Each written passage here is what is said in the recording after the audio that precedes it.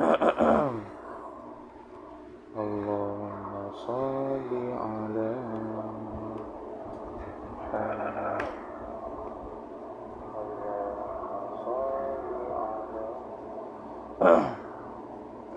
Assalamualaikum warahmatullahi wabarakatuh. A'udzu billahi minasy syaithanir rajim. Bismillahirrahmanirrahim. Alhamdulillahi rabbil alamin wassalatu wassalamu ala asyrafil anbiya'i wal mursalin sayyidina Muhammadin wa ala alihi wa sahbihi ajma'in. Subhanaka la ilma lana illa ma 'allamtana innaka antal alimul hakim. Wala hawla wala quwwata illa billahil aliyyil azim. Rabbi shrah li sadri wa yassir li amri wahlul 'uqdatam min lisani yafqahu qawli wasaddid lisani wahdi qalbi bihaqqi nabiyyika Muhammad sallallahu alaihi wasallam. Allahumma aghnina bil ilmi wa zayyinna bil hilmi wa akrimna bit taqwa wa jammilna bil afiyah. نوينا التعلم والتعليم والتذكر والتذكير والنفع والانتفاع والإفادة والاستفادة والحث على التمسك بكتاب الله وسنة رسوله صلى الله عليه وسلم ودعاء إلى الهدى والدلالة على الخير ابتغاء وجه الله مرضاته وقربه وثوابه سبحانه وتعالى آمين يا رب العالمين. InsyaAllah kita akan sambung pada perbahasan topik yang seterusnya, iaitu sunat takbir mursal selepas zikir sembahyang. Yang mana kita sudah mengetahui bahawasanya takbir ada dua jenis. Yang pertamanya takbir mursal ataupun dipanggil sebagai takbir mutlak. Takbir mutlak nisbah dia itu tidak diqaidkan dengan selepas sembahyang ataupun selepas selain sembahyang, seperti baca Quran ataupun zikir lain. Jadi kita sekarang ni membahaskan isu berkaitan dengan takbir mursal apabila berlaku selepas sembahyang. Maka adakah dia disunatkan untuk takbir mursal itu selepas salam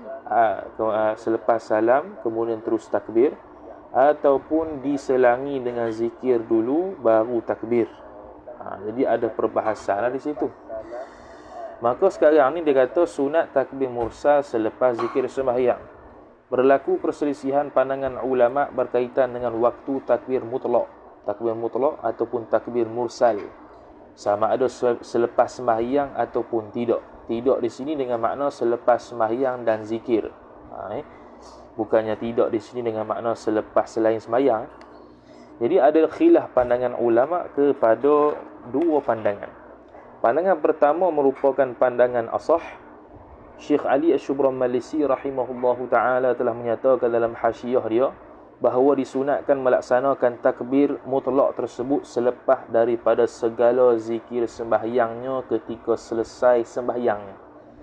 Jadi menurut pandangan asah, nanti malam raya, maghrib, isyak dan subuh disunatkan takbir mursal itu berlaku selepas zikir sembahyang menurut pandangan asah. Maknanya dizikir dululah. Kalau maghrib tu ada la ilaha illallah wahdahu la syarikalah 10 kali. Allahumma ajirna minan nar 7 kali. Allahu la ilaha illa huwal hayyul qayyum. Tasbih dulu apa semua, kemudian baru takbir. Ataupun lepas zikir itu baca doa, lepas tu takbir boleh juga. Sebab qaid dia selepas zikir sembahyang. Itu takbir mursal. Berlainan dengan takbir muqayyad yang akan datang. Takbir muqayyad selepas salam sembahyang. Mana selepas sembahyang dan memberi salam boleh takbir, namanya takbir muqayyad. Hak ni takbir mursal. Jadi menurut pandangan asah tu. Kemudian Syekh Muhammad Khatib Syirbini telah menyatakan dalam Mughnil Muhtaj bahawa tidak disunatkan bertakbir mutlak selepas sembahyang kerana tiada dalil yang warid berkaitan perihal tersebut. Jadi mazhab kita mazhab yang berteraskan dalil Al-Quran dan Sunnah. Jadi menurut Syekh Al-Khatib Asy-Syirbini rahimahullah, takbir selepas sembahyang, takbir mursal itu tidak ada dalil bagi dia. Tidak disunatkan kerana tidak ada dalil yang warid berkaitan perbuatan tersebut.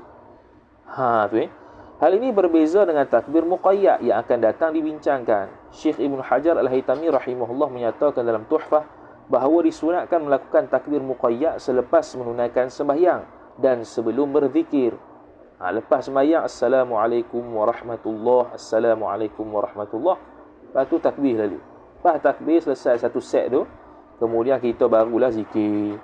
Hal ini kerana ia merupakan syiar waktu, dan syiar waktu tersebut tidak akan berulang. Waktu untuk takbir tu, waktu untuk takbir takbir muqayyad tadi. Maka mengambil berat terhadap syiar waktu itu lebih kuat berbanding bukan. Hal ini kerana ia merupakan syiar waktu dan syiar waktu tersebut tidak akan berulang. Maka mengambil berat terhadap syiar waktu itu lebih kuat berbanding zikir-zikir selepas sembahyang. Jadi untuk takbir muqayyad dia takbir dulu. Sebab apa? Sebab dia panggil takbir muqayyad, ia merupakan syiar waktu. Jadi dia ambil i'tina, dia ambil berat, lebih berat berbanding dengan zikir-zikir lain. Maka sebab itu takbir muqayyad didahulukan takbir selepas sembahyang, kemudian baru zikir. Berbeza dengan takbir mursal. Takbir mursal itu tidak kait dengan sembahyang. Tidak dikaitkan dengan sembahyang. Jadi didahulukan zikir, kemudian selepas itu barulah takbir mursal. Itu pandangan pertama, merupakan pandangan asah. Kemudian kalau ada masjid-masjid, surau-surau yang takbir selalu macam mana? Itu atas pandangan kedua. Pandangan kedua mengatakan disunatkan takbir mutlak tersebut selepas sembahyang seperti mana dituntut pada takbir muqayyad hari raya Kurban. Maka atas pandangan ini boleh seseorang bertakbir raya mutlak selepas sembahyang maghrib, isyak dan subuh, yakni pada malam raya tu. Pandangan ini dipilih oleh Imam An-Nawawi rahimahullah dalam Al-Adhkarnya. Bukan itu sahaja, bahkan pandangan ini merupakan pandangan ulama Iraq. Syekh Muhammad Al-Khatib Asy-Syirbini rahimahullah telah menerangkan bahawa pandangan ini yang ramai manusia mengamalkannya. Jadi kalau ada masjid surau yang memang sudah melakukan takbir mursal selepas daripada sembahyang, tak payahlah halang-halang sangat macam benda tu mungkar. Tapi kalau kita hak je ni, kita jadi tok imam ya, kita buatlah hak pandangan asah tu, supaya kita mengajar masyarakat bahawasanya pendapat asahnya ialah kita zikir dulu baru sembahyang. Kalau orang tanyalah lepas kita buat tu, macam mana dia tu zikir dulu baru takbir? Sepatutnya begitulah. Tapi banyak orang manusia amalkan seperti mana Syekh Khatib Syirbini sebut, ialah pandangan kedua, iaitu selepas Assalamualaikum warahmatullahi 2 kali terus takbir, kemudian baru zikir macam takbir muqayyad raya Kurban. Habis. Kemudian melafazkan takbir raya dengan mengangkatkan suara, itu sunat yang lain pula. Ini takbir mursal lagi ni. Takbir mursal dalam keadaan mengangkatkan suara. Imam An-Nawawi rahimahullahu ta'ala telah menyatakan dalam Minhajul Talibin wa Umdatul Muftin bahawa disunatkan melafazkan takbir raya tersebut dengan mengangkatkan suaranya. Syekh Ad-Damiri rahimahullah telah menjelaskan dalam An-Najmul Wahash bahawa perkara ini berlaku kerana mengkiaskan ke atas talbiyah bagi orang yang melaksanakan ibadat haji dan umrah.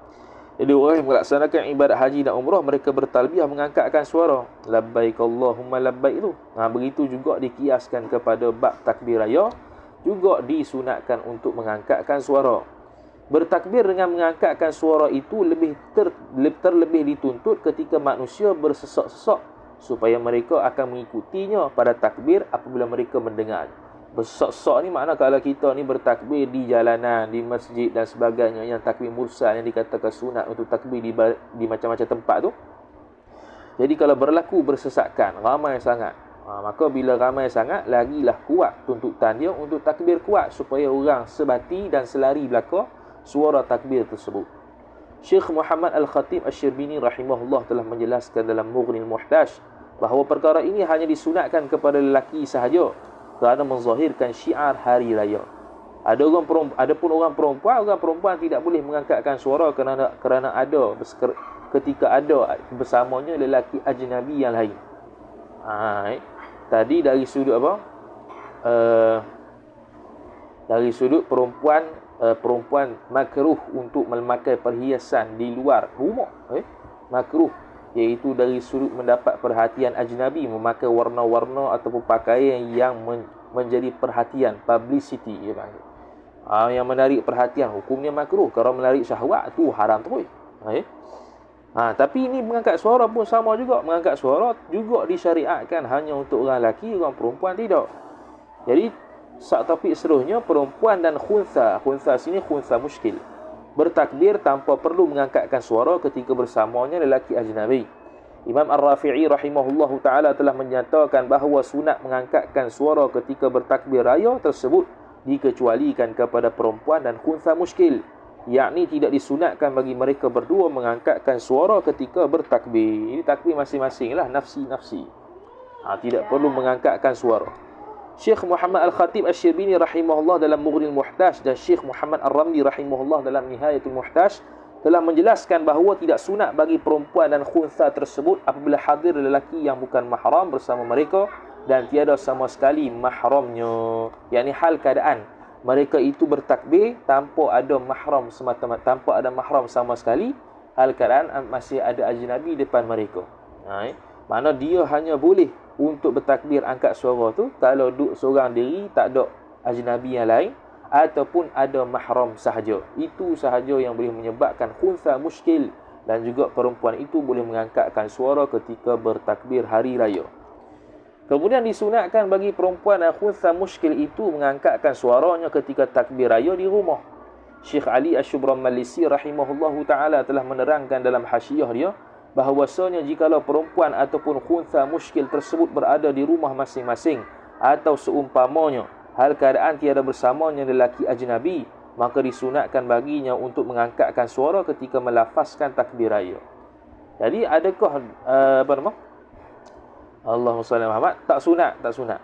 Namun begitu Syekh Sulaiman Al-Qurdi rahimahullahu ta'ala telah menyatakan dalam Hasyiah Al-Qurdi bahawa suara yang diangkatkan oleh perempuan dan khunsa muskil tersebut tidak berlaku seperti mana lelaki mengangkatkan suaranya kerana kias keadaan menguatkan suara ketika sembahyang. Walaupun dia kata takbir perempuan di rumah dia itu boleh angkat suara, tapi angkat suara dia itu tak macam lelaki. Makna slow sikit lah. Dia tidak sekeras seperti lelaki. Itu dalam Hasyiah Al-Qurdi ala Syarh Ba Fadal oleh Syekh Sulaiman Al-Qurdi rahimahullah, guru kepada Syekh Muhammad Arsyad Al-Banjari, pengarang kitab Sabil Al-Muhtadin rahimahullahu ta'ala. Jadi sunat untuk angkat suara di rumah, tapi tidak seperti lelaki. Tempoh tamat takbir mursal. Bilakah habis takbir mursal ni? Syekh Ad-Damiri rahimahullah dan Syekh Muhammad Al-Khatib Asy-Syirbini rahimahullah telah menyatakan bahawa berlaku perbezaan pandangan ulama terhadap tempoh tamatnya takbir mursal. Dia berlaku khilaf kepada 4 pandangan. Pandangan pertama merupakan pandangan mu'tamad dan pandangan azhar mazhab kita, iaitu berkekalannya masa takbir tersebut, yakni daripada terbenam matahari sehinggalah imam bertakbirah al-ihram, takbiratul ihram lah, pada sembahyang hari raya. Jadi takbir tu imam takbir Allahu Akbar sampai ke ra tu barulah habis perbahasan ataupun habis tempoh untuk takbir raya mursal untuk 2 hari raya, Aidil Adha dan Aidil Fitri. Syekh Amirah rahimahullahu ta'ala telah menyatakan dalam Hasyiah Amirah ala Kanzir Raghibin. Bacanya Amirah, bukan Umairah. Amirah. Bahawa ia tamat sehingga selesai takbirah al-ihram imamnya. Takbiratul ihram imamnya.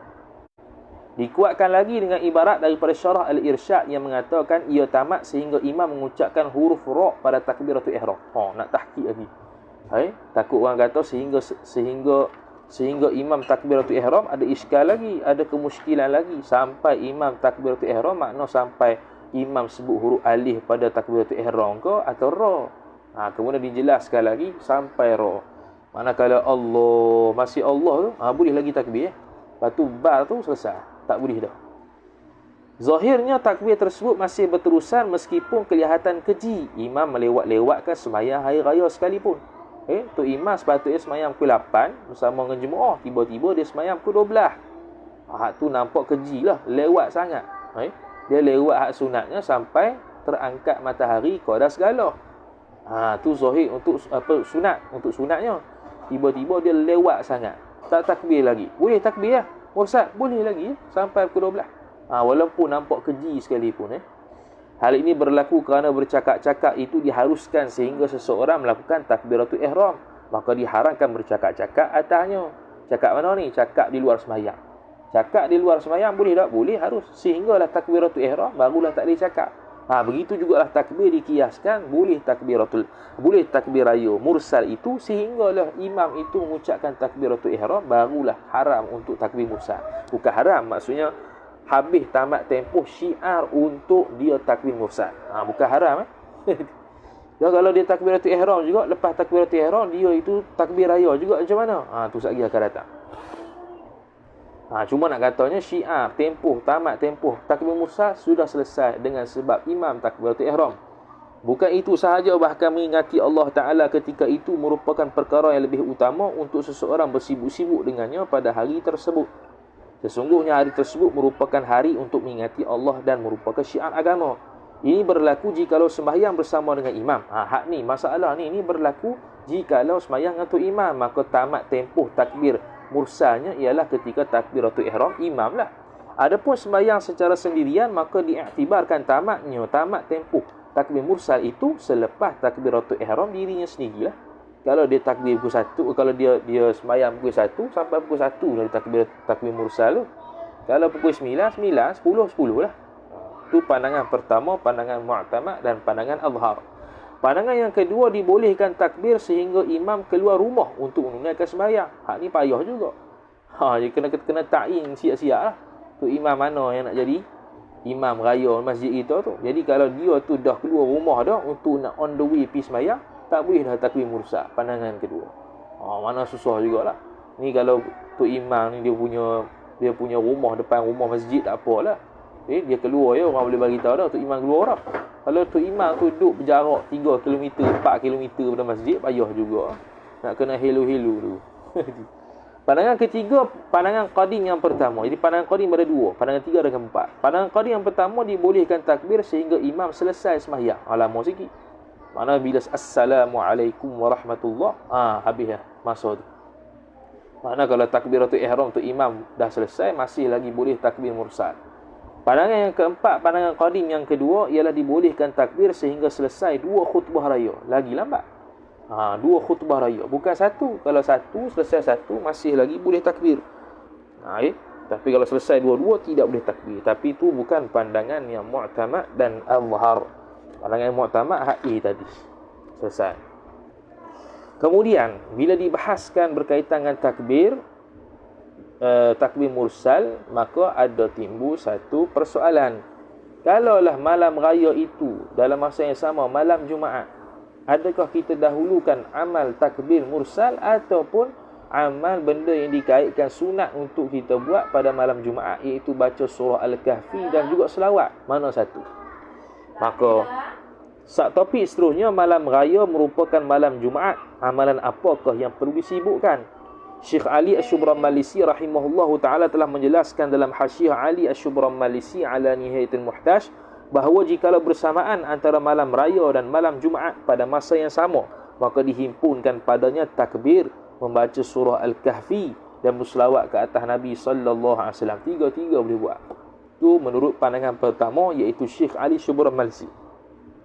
Tiga-tiga boleh buat ni dengan makna tiga-tiga ni tak ada yang utama, tak ada yang terlebih utama, tak ada yang kurang utama, tak ada. Semua sama. Mana boleh, menurut pandangan Syekh Ali Asy-Syubramalisi, ketika malam raya itu berlaku malam Jumaat, maka boleh dia sibuk mana-mana satu daripada 3 amalan ni. Maka seseorang akan bersibuk-sibuk pada malam tersebut dengan salah satu daripada 3 jenis ibadat tersebut. Bahkan boleh seseorang memilih ibadat mana yang dirinya hendak mengamalkannya terlebih dahulu, tanpa ada mana yang lebih utama, mana yang tak utama. Tak ada. Itu kata Syekh Ali Asy-Syubramalisi. Namun begitu, seyogianya mendahulukan takbir raya itu lebih diutamakan kerana ia merupakan syiar waktu, kata dia. Boleh nak apa? Boleh dia tidak ada apa? Dia boleh beramal belaka tiga-tiga ni, tapi hak lebih utamanya ialah dia tu takbir raya dululah, sebab itu syiar waktu. Waktunya hanya khusus pada waktu malam tu je, tidak berulang-ulang. Adapun takbir muqayyad, dia hanya khusus untuk takbir yang selepas sembahyang, tidak boleh takbir selepas daripada benda lain. Tu kalau takbir muqayyad. Namun begitu, Syekh Abdul Hamid Asy-Syirwani rahimahullah telah menukilkan perkataan gurunya dalam Hasyiah Asy-Syirwani ala Tuhfatul Muhtaj, yang menyatakan bahawa amalan takbir itu lebih utama berbanding membaca surah Al-Kahfi dan berselawat ke atas Nabi Muhammad sallallahu alaihi wasallam apabila malam raya bersamaan dengan malam Jumaat. Pandangan yang dikemukakan oleh beliau ini seolah-olah mengkritik pandangan yang dikeluarkan oleh Syekh Ali Shubra Malisi. Syekh Ali Shubra Malisi dia kata awal-awal seolah-olah tiga-tiga ni sama. Cuma yang utama, yang lebih nak kena utamanya ialah takbir malam raya lah. Takbir dululah berbanding baca surah Al-Kahfi dan selawat. Tapi kalau guru Syekh Syirwani dia kata tak, bukan tiga-tiga ni sama, bahkan lebih utama hanya takbir. Tak, bahkan memang takbir memang lebih utama. Tidak ada keserupaan antara tiga ibadat ni pada malam Jumaat dalam masa yang sama malam raya. Memang takbir sahaja yang lebih afdal. Tu kata Syekh guru kepada Syekh Asy-Syirwani rahimahullah subhanahu wa ta'ala. Habis. Tu bab amalan apakah yang perlu kita lakukan bila bertemu malam Jumaat dengan malam raya. Kemudian satu topik seterusnya, ini berkaitan dengan raya kurban lah, al-udhiyah. Orang yang melaksanakan ibadat haji bertalbiyah pada malam raya kurban.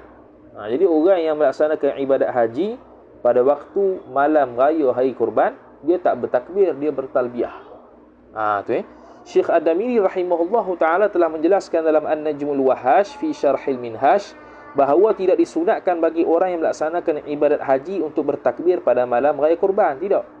Sebaliknya mereka disunatkan secara khusus untuk bertalbiyah pada malam raya kurban. Labbaik Allahumma labbaik, labbaik la syarika lak labbaik. Itu sunat juga untuk mengangkatkan suara macam tadi kita sebut. Syekh Muhammad Al-Khatib Asy-Syirbini rahimahullahu taala telah menerangkan bahawa berlaku sedemikian kerana talbiyah merupakan syiarnya ketika itu, syiar orang haji. Ketika berada di di daerah Masjidil Haram malam raya tu, ataupun di daerah Mina apa semua tu, di malam raya tu dia sunat talbiyah, bukannya takbir raya.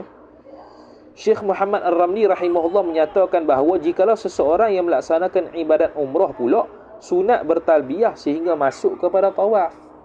Sunat bertalbiyah sehingga masuk pada tawaf. Labbaik Allahumma labbaik untuk tawaf, untuk umrah saja. Sampailah masuk nak buat taaf atau nak buat tawaf, maka tak ada lah tuntutan untuk bertalbiyah lagi, buat benda lain pula.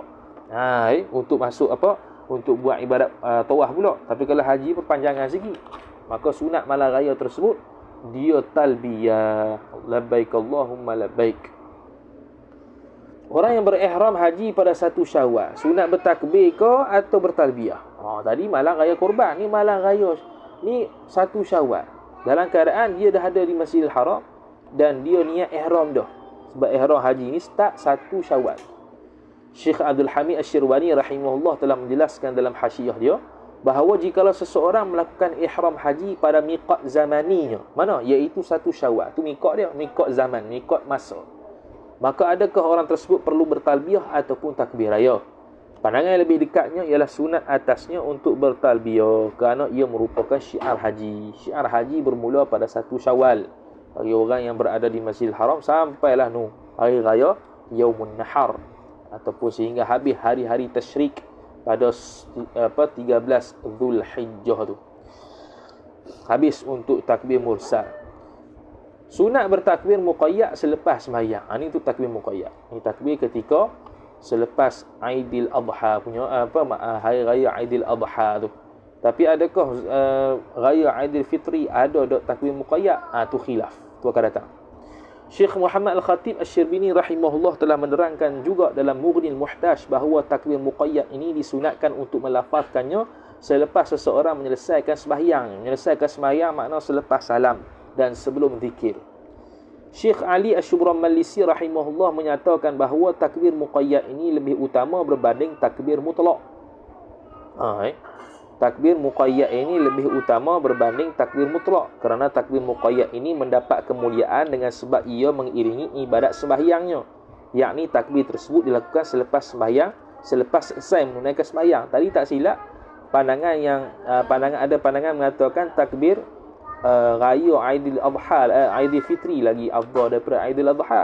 Ni Syekh Ali Syubramallisi pula berpandangan kata takbir mutlak takbir muqayyad ini lebih utama berbanding takbir mutlak kerana takbir muqayyad dikaitkan dengan sembahyang dan sembahyang ni ialah suatu benda yang mulia, sedangkan mursal tak kait dengan apa-apa.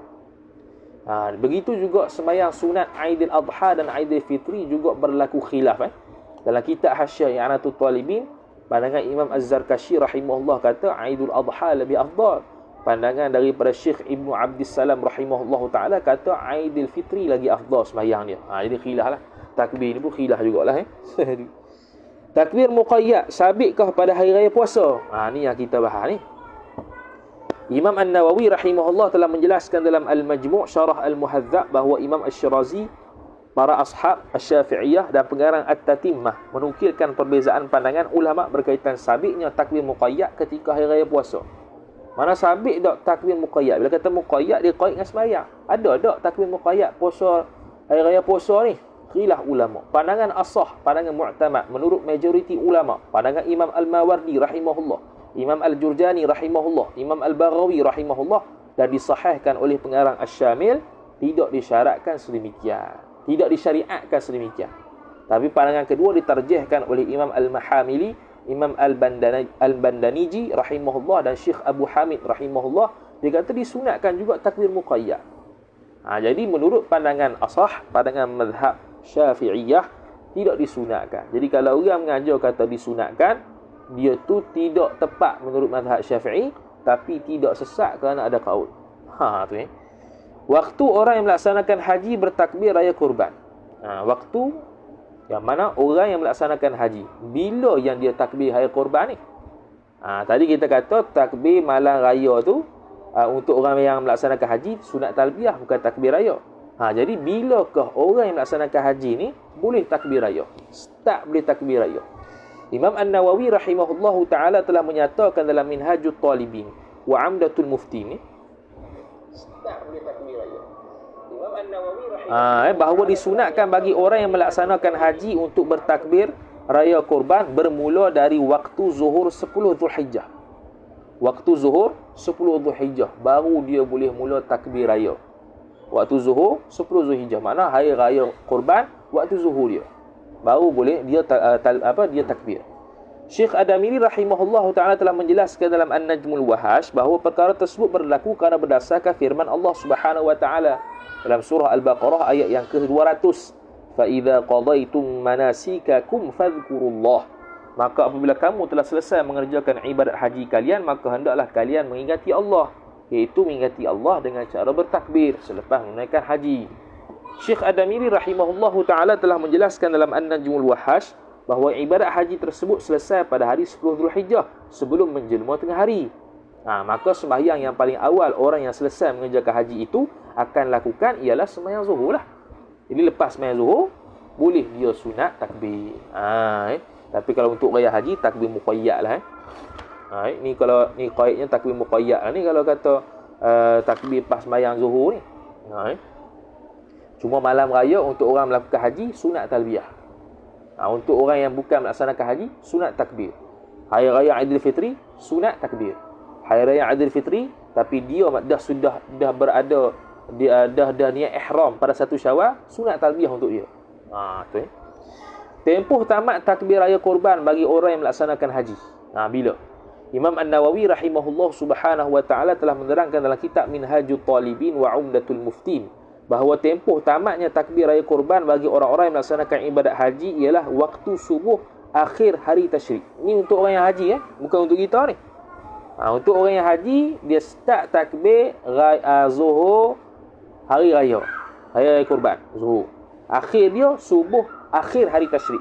Subuh 13 Zulhijjah. Tu. Kemudian Syekh Adamiri rahimahullahu ta'ala telah menjelaskan dalam kitab An-Najmul Wahash bahawa perkara tersebut berlaku kerana sembahyang subuh ialah akhir sembahyang yang dilakukan oleh orang yang melaksanakan haji di Mina. Sunat bagi mereka melontar jamrah pada hari yang ketiga daripada hari tasyrik itu selepas tergelincirnya matahari. Jadi sebab itulah disunatkan untuk takbir muqayyad bagi orang yang haji ni hanya selepas subuh sahaja. Pas zuhur dia buat untuk jamrah pula. Kemudian kata kemudian hari-hari tasyrik. Apakah hari-hari tasyrik? Syekh Adamiri rahimahullahu ta'ala telah menjelaskan dalam An-Najmul Wahash bahawasanya hari-hari tasyrik tersebut adalah pada hari yang ke-11, 12 dan 13 Zulhijjah. Dinamakan hari-hari tersebut sebagai hari-hari tasyrik kerana ia merupakan hari untuk menghulurkan dan membahagi-bahagikan daging kurban pada orang lain. Tasyrik. Asyraqa yusyriku isyrakan wa huwa musyrikun. Itu lain. Tasyrik asyraqa yusyriku tasyriqan. Itu. Membahagi-bahagikan dan menghulurkan daging kurban pada waktu ayyamut tasyrik. Dan ayyamut tasyrik waktu untuk kita bersedak-sedak makan banyak. Hari makan minum haram puasa. Sebahagian ulama mengatakan bahawa dinamakan hari tersebut sebagai hari tasyrik kerana binatang korban tidak dapat disembelihkan sehingga terbitnya matahari. Kerana apa? Kerana binatang korban tidak dapat disembelihkan. Kerana binatang korban tidak dapat disembelihkan sehingga terbitnya matahari. Sebab ambil pada isyraq tu tapi kalau ikutkan yang tak kira binatang korban selepas terbit matahari ni pada hari 10 Zulhijjah tu lah. Hari 10 Zulhijjah tu tak boleh kita sembelih lembu tu waktu subuh, tak boleh, pas subuh tak boleh. Dia mesti kena terbit matahari dulu. Cuma terbit matahari tu qada segala ke tidak, itu tidak syarat atas pandangan mu'tamad. Masuknya waktu sembahyang hari raya Aidil Adha itu ataupun Aidil Fitri sekalipun ialah selepas terbit matahari walaupun belum kadar segala. Cuma afdalnya selepas kadar segala. Akan datanglah waktu sembahyang tu. Tempoh bermula dan tamat takbir raya kurban bagi orang yang selain melaksanakan haji. Tadi orang yang melaksanakan haji, tempoh awal dia ialah pada waktu zuhur 10 Zulhijjah. Dan akhirnya hari yang ke-13 lepas subuh. Berapa masuk subuh. Okey. Tapi orang yang tak melakukan haji, bila waktu tamat dia dan bila waktu bermula dia. Berlaku perbezaan pandangan ulama terhadap tempoh mula dan tamat takbir raya kurban bagi orang lain yang tidak melaksanakan ibadah haji. Pandangan tersebut ada 3 khilaf. Pandangan yang pertama merupakan pandangan dhaif menurut Syekh Ali Asy-Syubramalisi rahimahullah, iaitu sama seperti orang yang melaksanakan haji, iaitu bermula pada waktu zuhur 10 Zulhijjah sehingga subuh pada hari akhir hari tasyrik. Itu pandangan pertama. Tapi pandangan tu pandangan dhaif. Kita sama dengan orang haji. Hal ini berlaku kerana manusia mengikuti amalan orang yang melaksanakan haji. Dengan makna hari raya pun ada, hari Arafah pun ada. Kita pun disunatkan puasa hari Arafah. Bukan itu sahaja, bahkan disebutkan dalam sebuah hadis Nabi sallallahu alaihi wasallam. Hadis Nabi sallallahu alaihi wasallam dikeluarkan oleh Imam Muslim rahimahullahu taala.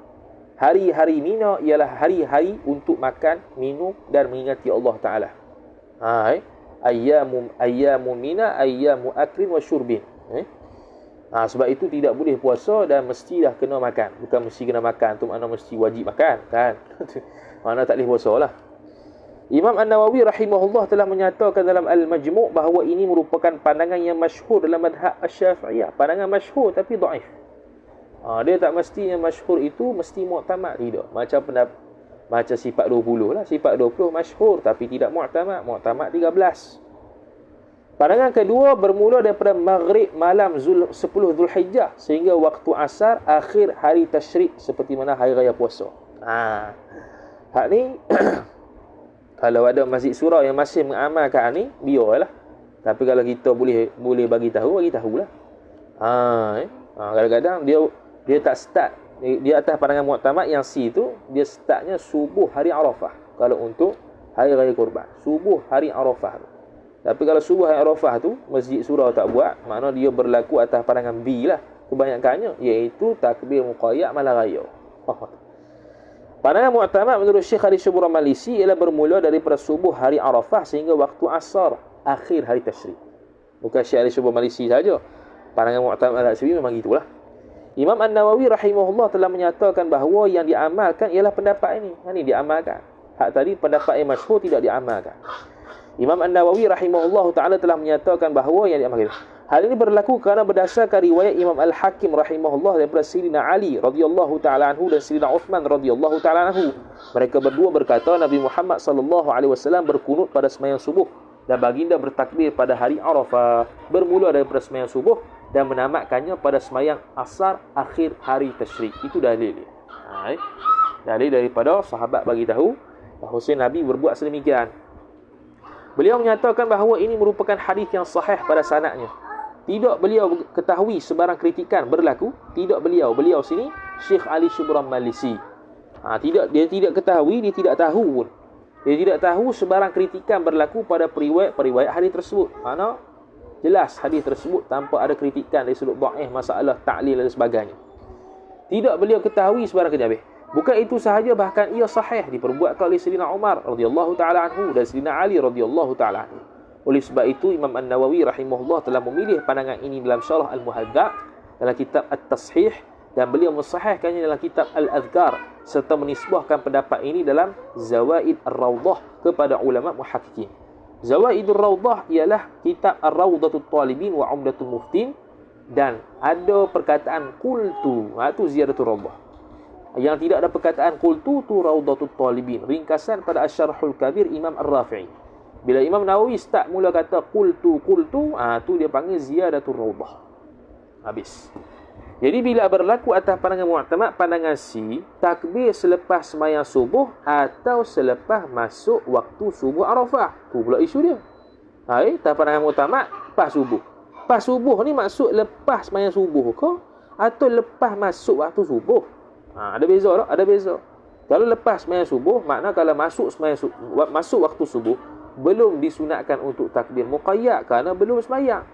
Kalau atas pandang mengatakan waktu subuh, makna kalau tak sembahyang subuh pun boleh takbir dah. Kalau dia dah sembahyang sebelum subuh, pada waktu subuh sembahyang lain. Contoh sembahyang sunat subuh tu. Sembahyang sunat subuh, kalau atas pandangan mengatakan masuknya waktu untuk takbir muqayyad ialah masuk waktu subuh, maka bila dia selepas sembahyang sunat subuh, sunat takbir juga. Sunat takbir. Kalau atas pandangan mengatakan selepas sembahyang subuh, makna selepas sunat subuh tidak disunatkan takbir muqayyad lagi. Tu. Berlaku perselisihan pandangan ulama berkaitan dengan takbir yang bermula pada subuh hari Arafah, sama ada disyaratkan selepas sembahyang subuh ataupun tidak. Tidak boleh. Pandangan pertama, tidak boleh bertakbir selepas masuk waktu subuh hari Arafah selagi belum melaksanakan sembahyang subuh. Ini pandangan Syekh Ibn Hajar, terlupa tulis. Ini pandangan Syekh Ibn Hajar Al-Haytami. Dia khilaf dengan Syekh Ramli. Pandangan kedua, pandangan Syekh Ibn Qasim Al-Abbadi rahimahullah dan Syekh Muhammad Ramli. Dia kata boleh bertakbir setelah masuk waktu subuh pada hari Arafah meskipun belum melaksanakan sembahyang subuh tersebut. Jadi meskipun sini ghayatul liraddi, ghayah untuk rad pandangan kritik, pandangan mengatakan kena sembahyang subuh barulah dia boleh takbir. Tu rad pandangan Syekh Ibn Hajar Al-Haytami. Maka jikalau seseorang menunaikan sembahyang qada selepas masuk waktu subuh hari Arafah, maka disunatkan atasnya untuk melakukan takbir, yakni walaupun tak sembahyang subuh fardu lagi. Bila kata waktu subuh awal permulaan untuk orang-orang yang bukan haji untuk bertakbir, sama ada selepas sembahyang subuh atau selepas waktu sembahyang subuh yang khilaf, maka waktu tamat pun sama juga, berlaku khilaf. Adakah selepas sembahyang asar ataupun selepas masuk waktu asar? Jadi menurut pandangan C, selesai tempoh takbir selepas sembahyang asar ataupun habis waktu asar. Lepas masuk waktu asar ke, habis takbir muqayyad, ataupun selepas habis tempoh waktu asar, dengan makna terbenam matahari baru habis takbir muqayyad. Maka itu juga berlaku perbezaan pandangan ulama berkaitan dengan waktu habisnya tempoh takbir menurut pandangan A, iaitu waktu asar. Syekh Ibn Hajar Al-Haytami rahimahullah telah menjelaskan dalam Tuhfatul Muhtaj bi Syarhil Minhaj, selesainya tempoh takbir tersebut dengan selesainya pelaksanaan sembahyang asar pada akhir hari tasyrik. Mana lepas habis sembahyang asar tu, takbir muqayyad selesai, habislah, tak bolehlah. Maka jika seseorang melaksanakan sembahyang sunat ataupun qada selepas menunaikan sembahyang asar, maka tidak disunatkan baginya untuk bertakbir lagi. Hak yang akhirnya sembahyang asar. Pas sembahyang asar, takbir, pas pada tu tak ada lah. Walaupun masih ada baki waktu asar. Tapi pandangan B, Syekh Ahmad Al-Qalyubi rahimahullah dalam Hasyiah Al-Qalyubi ala Kanzir Raghibin, dan Syekh Ibn Qasim rahimahullah dalam Hasyiah Ibn Qasim ala Tuhfatul Muhtaj, berakhir waktu takbirnya dengan sebab tenggelam matahari pada akhir hari tasyrik. Maka jika seseorang melaksanakan sembahyang sunat ataupun qada selepas sembahyang asar, maka hukumnya tu N tu terlebih, maka hukumnya itu masih disunatkan kerana menyamakannya dengan waktu penyembelihan korban yang tamat juga ketika tenggelamnya matahari pada akhir hari tasyrik. Jadi sembelih kurban menatap kurban habis bila? Habisnya bila tenggelam matahari, makna masuk waktu maghrib baru habis. Begitu jugalah takbir raya kurban yang muqayyad itu pandangan B. Ada khilaf saja tu. Habis. Kemudian pendapat pelbagai ulama mazhab. Ni majmuk ni. Berkaitan dengan waktu permulaan takbir bagi orang yang tidak melaksanakan haji. Kita makruf dah tadi ada 3 pandangan. Pandangan yang mu'tamad ialah waktunya start bila? Iaitu start subuh Arafah, akhirnya ialah waktu asar ataupun selepas sembahyang waktu selepas sembahyang asar ataupun selepas habis waktu asar. Yang khilaf tu. Ni yang lebih meluas lagi lah. Bercambah mazhab lah. Imam An-Nawawi rahimahullah telah menerangkan dalam Al-Majmu' Syarah Al-Muhadzab bahawa terdapat persisihan pandangan pelbagai ulama mazhab berkenaan dengan tempoh permulaan takbir bagi mereka yang tidak melaksanakan haji. Ada khilaf berapa tu? Ada lebih kurang 8 pandangan. Jadi selepas kita sudah kejap terhadap pandangan mu'tamad madhab Asy-Syafi'i dan khilaf dalam madhab Asy-Syafi'i, kita buka luas sikit untuk kita teliti pendapat-pendapat yang ada dalam kalangan ulama. Yang mana tak ada tu, tu pendapat sendiri tu. Jadi pendapat pertama iaitu pendapat masyhur mazhab Asy-Syafi'i, iaitu bermula daripada waktu zuhur 10 Zulhijjah sehingga subuh daripada akhir hari tasyrik, iaitu sama macam orang haji tadi. Masyhur tapi dhaif.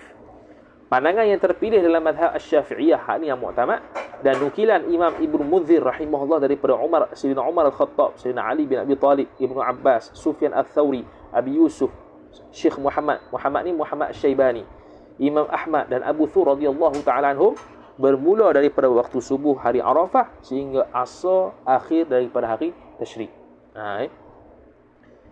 Tu tertinggal akhir tu, sehingga asar daripada hari tasyrik, sehingga asar daripada akhir hari tasyrik ataupun hari akhir tasyrik.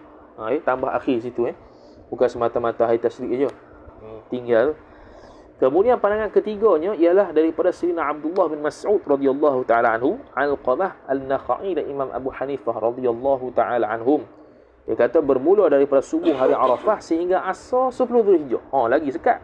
Lagi singkat masa dia. Jadi kalau orang mengajar kata hak ni yang nombor 3 ni, kita kata hak tu pandangan yang bukan mu'tamad mazhab Syafi'i, tu silap lah sama mazhab Syafi'i, tapi tidak sesat kerana dia itu masih dalam ada pandangan dia. Pandangan ketiga sebagai riwayat pada Sayyidina Abdullah bin Mas'ud juga.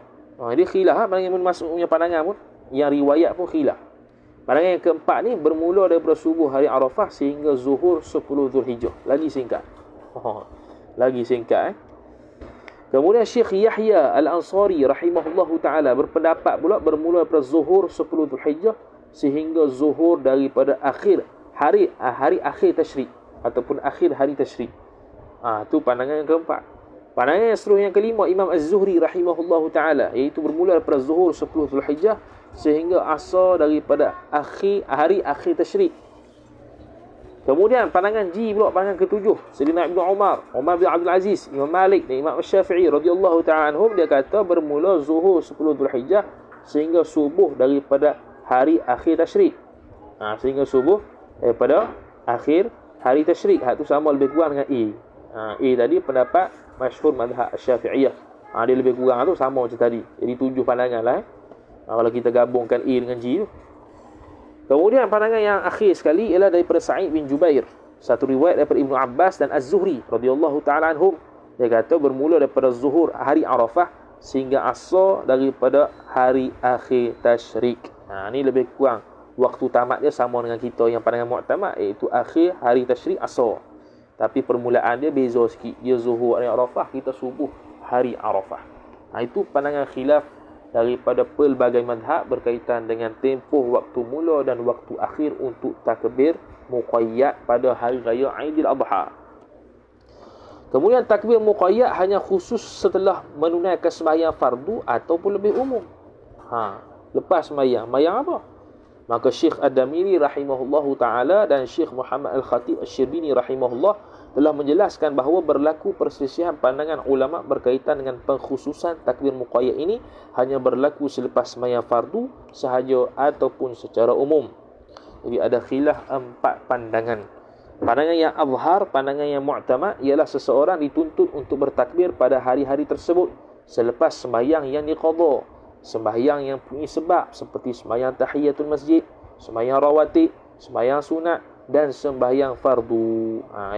Tadi sembahyang fardu yang diqadha, hak ni sembahyang fardu tunai lah. Mana daripada hari raya 10 Zulhijjah tu apa nama? Apa tadi? Takbir muqayyad. Satu lagi takbir muqayyad mula pada 9 Zulhijjah hari Arafah lepas subuh. Takbir muqayyad sampai akhirnya hak waktu asar akhir hari tasyrik. Tapi takbir mursal mula malam raya sampai takbir tu imam. Beza. Jadi hari raya Aidil Adha itu ada dua takbir, takbir mursal dengan takbir muqayyad. Jadi takbir muqayyad mula subuh hari Arafah, dengan makna selepas subuh hari Arafah buat saja sembahyang apa pun, sembahyang sunat ke qadha ke apa, sunat takbir selepas dia.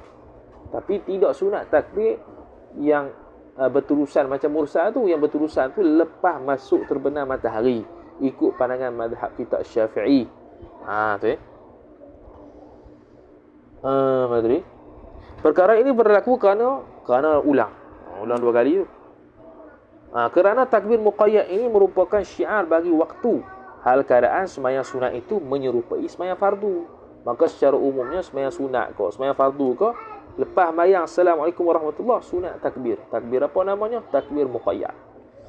Pandangan yang kedua, pandangan Imam Ahmad rahimahullah, Imam Malik rahimahullah dan Imam Abu Hanifah rahimahullah taala. Dikhususkan takbir tersebut hanya untuk sembahyang fardu yang dilaksanakan sahaja pada hari-hari tersebut. Sama ada sembahyang fardu tersebut tunai ataupun qadha. Sama ada qadha daripada hari tersebut ataupun hari yang lain. Jadi menurut tiga imam mazhab kita, tiga imam mazhab pandangan B ni, maknanya dia kata khusus untuk sembahyang fardu sahaja, bukan untuk sembahyang sunat. Satu.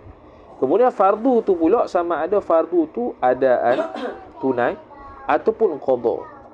Qadha tu pula sama ada qadha yang dia tinggal sembahyang pada hari-hari tasyrik dan hari raya tu, ataupun qadha yang ditinggal pada luar waktu hari raya tu. Dia mai qadha waktu hari-hari tasyrik ataupun 10 Zulhijjah ataupun lepas hari Arafah subuh tu. Maka sunat bagi dia takbir untuk pandangan B.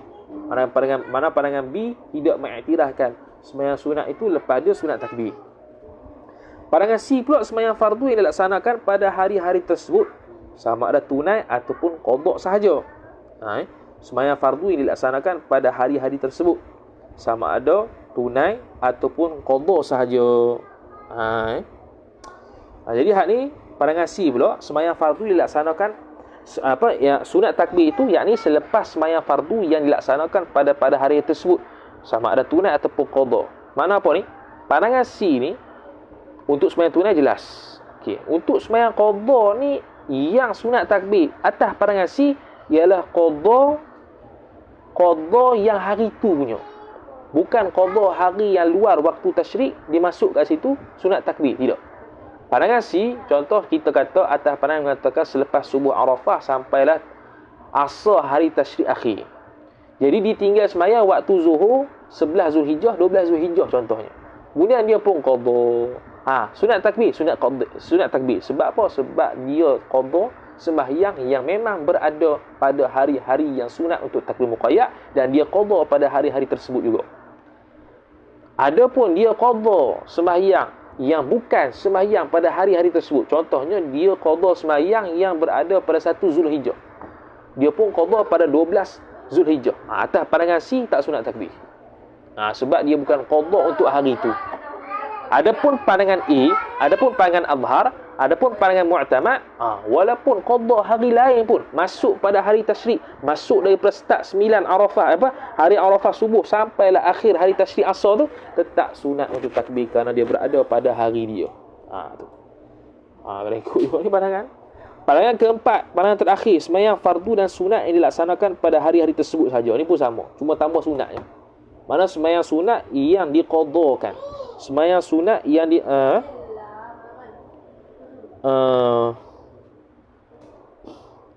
jadi gini.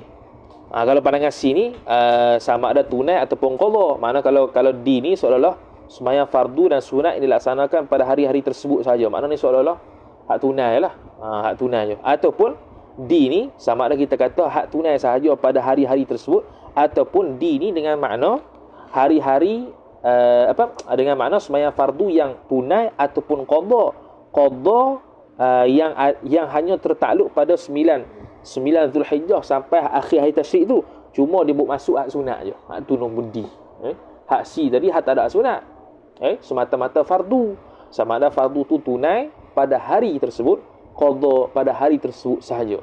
Pandangan D, boleh jadi kita kata fardu ni fardu tunai saja, ataupun kita kata fardu ni fardu tunai dan qada pada hari itu saja, tambah satu lagi sunat.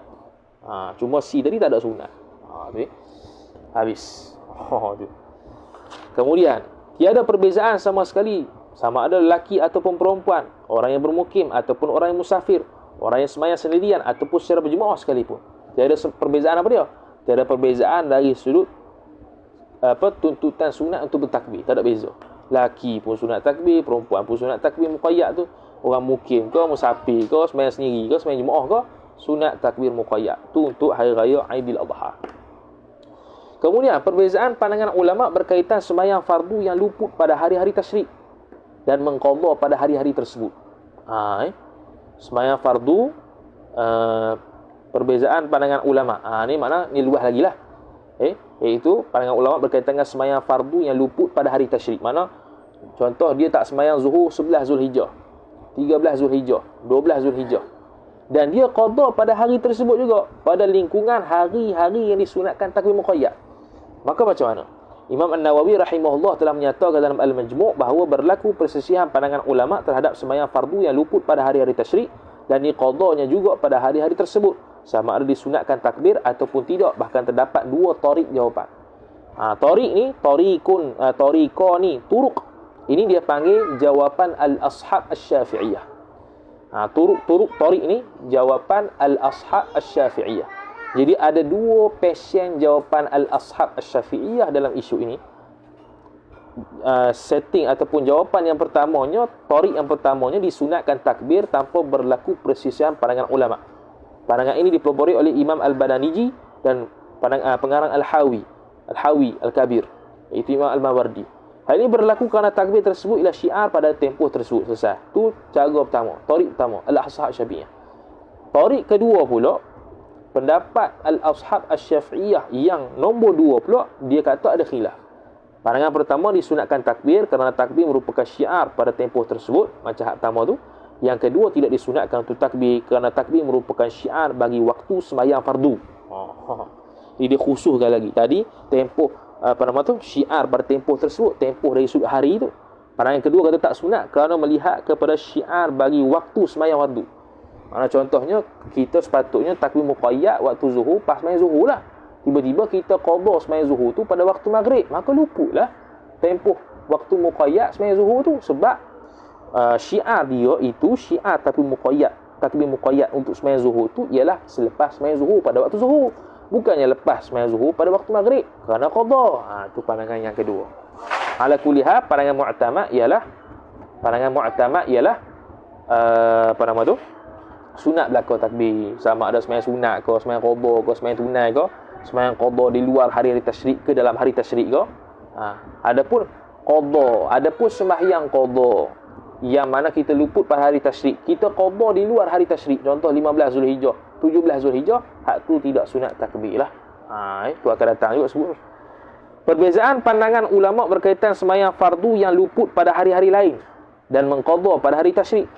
Contoh dia itu tinggal sembahyang zuhur pada 1 Zulhijjah, dia nak qadha pada 12 Zulhijjah ataupun 10 Zulhijjah ataupun 11 Zulhijjah, 13 Zulhijjah. Adakah sunat takbir?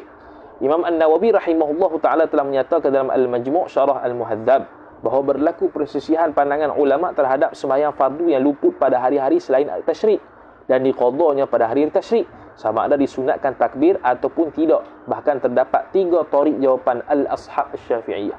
Dia kata tarik ni al-ashab asy-Syafi'iyah. Kalau bahasa Arab dia panggil turuk lah, cuma kita tak tulis turuk lah. Tarik pertamanya disunatkan takbir tanpa berlaku persisihan pandangan ulama. Pandangan ini dipelopori oleh Al-Imam Al-Badaniji. Hal ini kerana takbir tersebut ialah syiar tempoh tersebut, tempoh daripada start 9 Zulhijjah subuh sampai akhir hari tasyrik asar. Itu tempoh tu.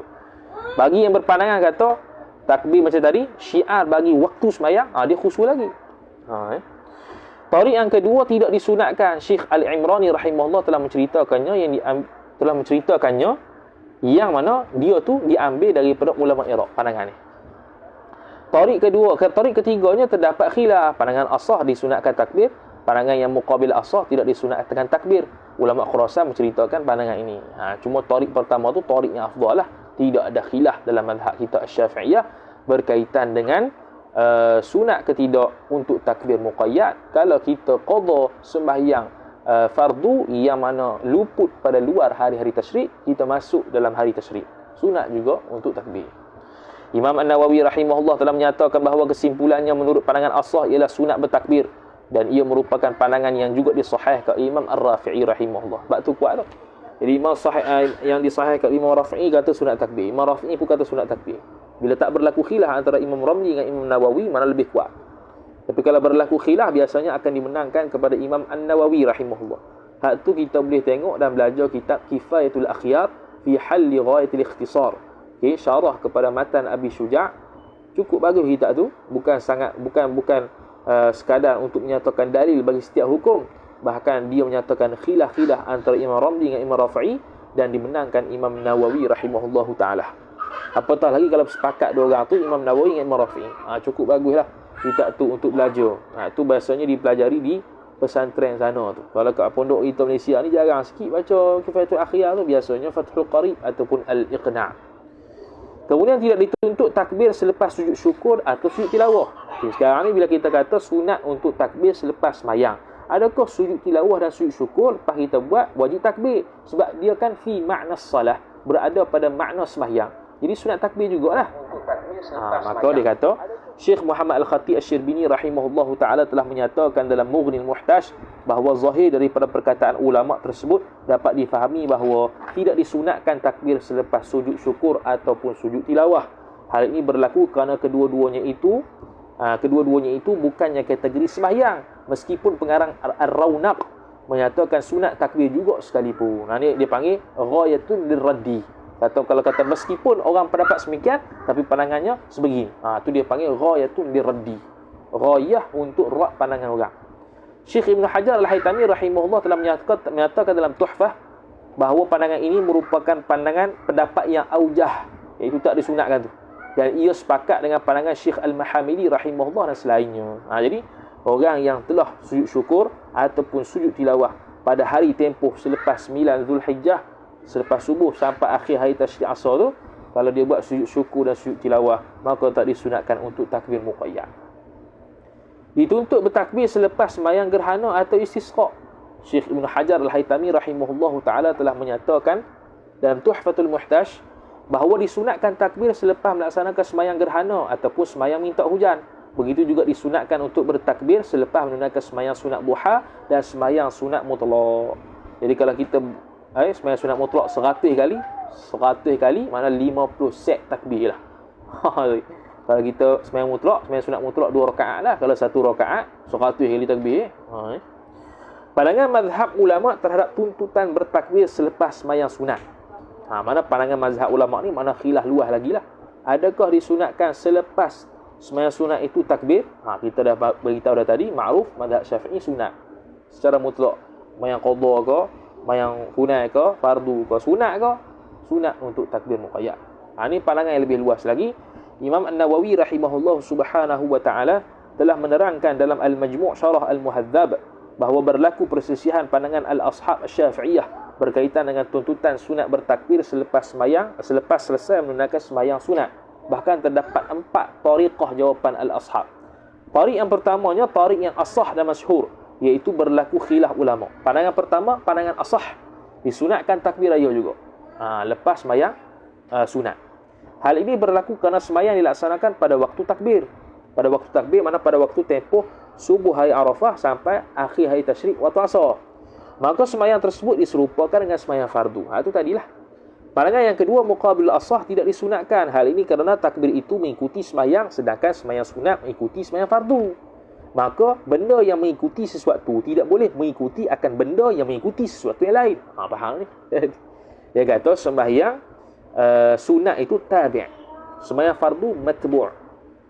Sembahyang apa lagi? Takbir itu tabi'. Sembahyang itu matbu'. Sekarang ni kalau kita kata atas pandangan kata sembahyang sunat tak sunat takbir, sebab apa? Sebab sembahyang sunat itu tabi', takbir pun tabi'. Jadi takbir yang tabi', sunat yang tabi', tidak boleh tabi' ikut tabi'. Dia kena tabi' ikut matbu', bukan tabi' ikut tabi'. Jadi dia lihat dari sudut pandang tu, maka dia kata tak disunatkan untuk takbir, kerana tidak boleh tabi' benda yang mengikuti, dia mengikuti benda yang mengikuti yang lain. Tabi' mengikut tabi' yang lain, tak boleh. Takbir tabi' bagi sembahyang, sembahyang sunat tabi' bagi sembahyang fardu. Jadi tabi' tidak boleh ikut tabi'. Jadi dia kata tak disunatkan. Tarik yang kedua, disunatkan takbir. Al-Qadhi Abu Tayyib rahimahullah subhanahu wa ta'ala telah menyatakan dalam Al-Mujarrad bahawa pandangan ini telah dinaskan oleh Imam Asy-Syafi'i. Disunatkan takbir tanpa khilaf lah. Tarik kedua. Tarik ketiga, tidak disunatkan takbir tanpa khilaf. Tarik keempat, jikalau sembahyang sunat tersebut disunatkan melaksanakannya secara sendirian, maka tidak disunatkan takbir. Jikalau sembahyang sunat tersebut disunatkan melaksanakannya secara berjemaah, seperti sembahyang gerhana dan sembahyang minta hujan, maka perlu seseorang itu takbir setelahnya. Okay. Jadi pandangan asahnya sunat takbir secara mutlak. Sembahyang mutlak ke, sembahyang sunat bersebab ke, berwaktu ke, gerhana ke, minta hujan ke, sunat takbir. Ini merupakan ringkasan daripada perbezaan pandangan ulama dalam kalangan al-ashab asy-Syafi'iyah. Kesimpulannya, mazhab asy-Syafi'iyah mengatakan sunat bertakbir selepas selesai menunaikan sembahyang sunat. Habis. Kemudian topik seterusnya, tiada tuntutan takbir selepas sembahyang qadha yang sepatutnya dilaksanakan secara tunai pada hari-hari tasyrik. Maknanya hari-hari tasyrik patut dia sembahyang zuhur, asar, maghrib. Tiba-tiba dia tinggal. Dia qadha bila? Qadha di luar hari tasyrik. Contoh 14 Zulhijjah, 16 Zulhijjah, 1 Muharram, 7 Syawal tahun depan. Adakah perlu takbir ataupun tidak? Itu kita bahas petang ini pula, insya-Allah taala, pada pukul 5 petang, insya-Allah taala. Wallahu a'lam. Wa sallallahu ala sayyidina Muhammad wa ala alihi wa sahbihi wa baraka wa sallam. A'udzu billahi minasyaitonir rajim. Bismillahirrahmanirrahim. Alhamdulillahi rabbil alamin. Wassalatu wassalamu ala asyrafil anbiya'i wal mursalin sayyidina Muhammadin wa ala alihi wa sahbihi ajma'in. Allahumma zidna ilma warzuqna fahma. Allahumma zidna ilma warzuqna fahma. Allahumma zidna ilma warzuqna fahma. Wa sallallahu ala sayyidina Muhammad wa ala alihi wa sahbihi wa baraka wa sallam. Walhamdulillahi rabbil alamin. Wassalamu alaikum warahmatullahi wabarakatuh.